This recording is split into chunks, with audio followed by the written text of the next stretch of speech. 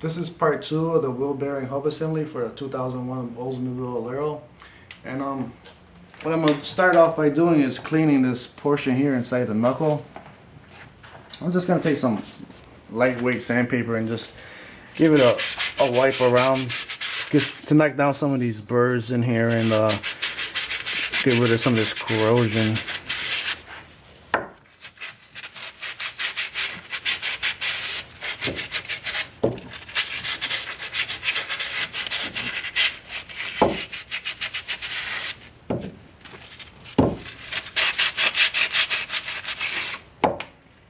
Take a rag and wipe all that dust off.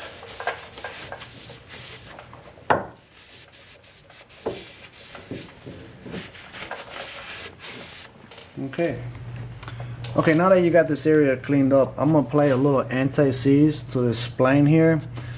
So if we ever have to remove this hub assembly again, it'll come off much easier. Doesn't take much, just a little bit goes a long way with this stuff. Make sure you get it up and all in those grooves all around.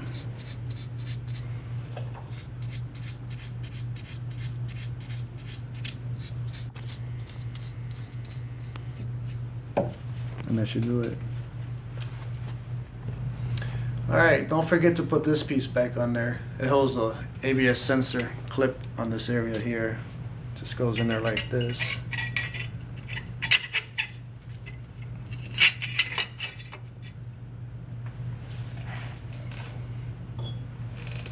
Now you gotta try to feed this back there and get the splines lined up and all the holes.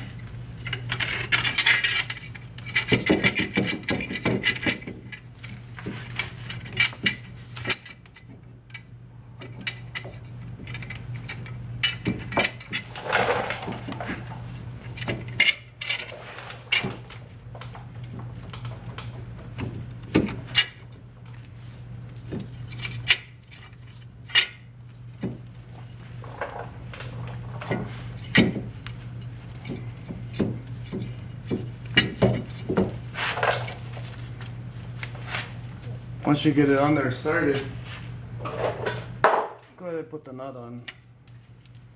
Keep it from backing out of there.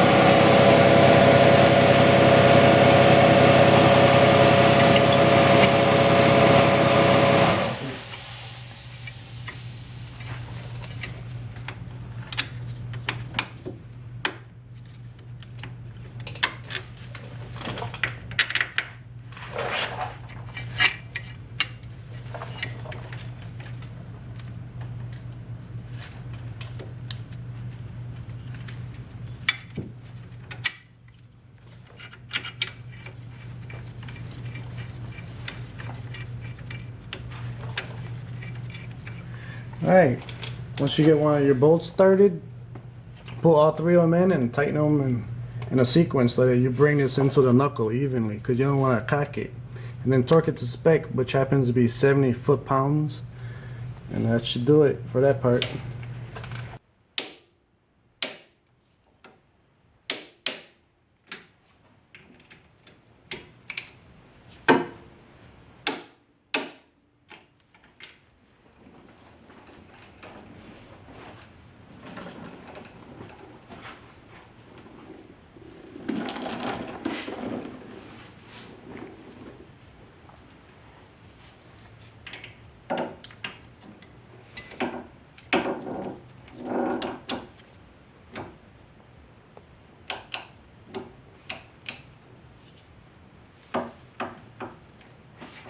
Okay, at this point you want to go ahead and reassemble your brake components, starting with the rotor.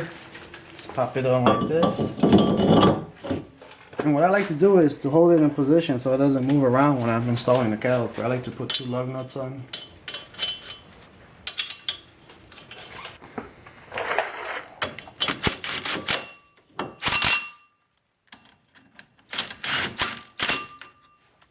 Like so.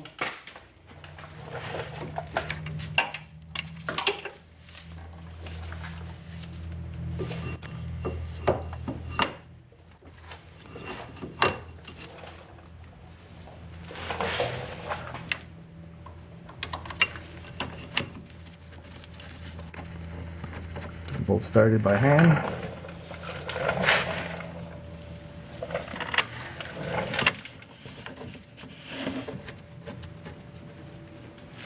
Once you get them started by hand, go ahead and run them down with the impact. With a ratchet.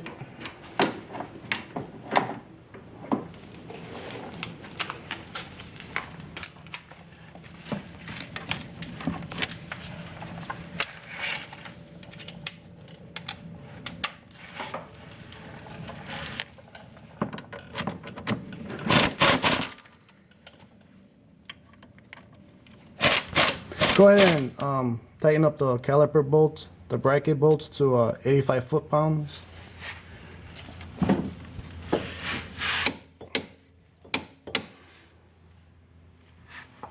Okay. Go ahead and reinstall your tire.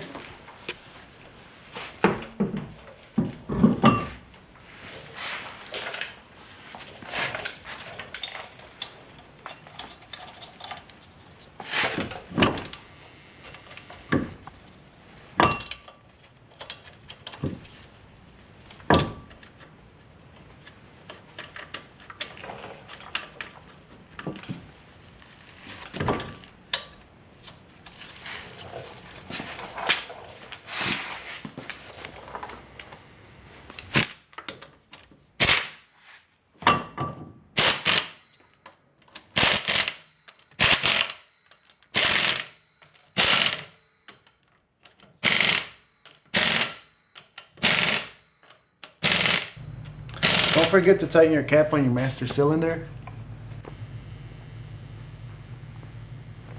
Okay, we're getting close to the end now, and one of the last steps that you need to do is tighten up that axle nut to 173 foot-pounds. And as you notice, I also put the car back on the ground because otherwise the wheels are just going to spin. So go ahead and tighten that up.